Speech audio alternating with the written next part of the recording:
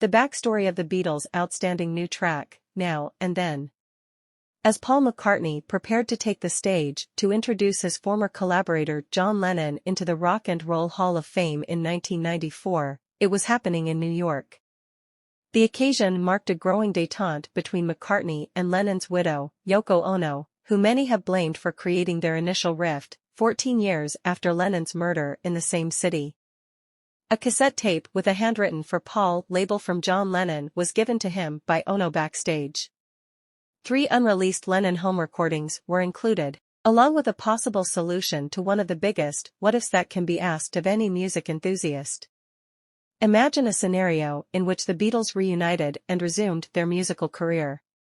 Coincidentally, the three Tlees, the surviving members of the Beatles, had already resumed their covert communication in order to work together on their massive anthology TV documentary project. George Harrison was talked into giving it another shot despite his usual reluctance.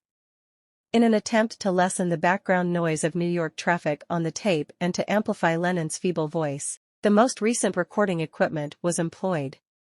At that point, the Beatles added their trademark magical touch to one another's tunes. It greatly improved them. The next 2 years saw the release of Real Love and Free as a Bird, to varying degrees of success. George Martin, the producer who produced the song The Fifth Beatle, was missed and was criticized for being too soft-spoken by certain critics who thought the use of John Lennon's voice was gory and gimmicky. The songs are still regarded by many fans as joyful mysteries. Excellent, but not quite timeless. Harrison was not happy with the way the third track, Now and Then, was coming together.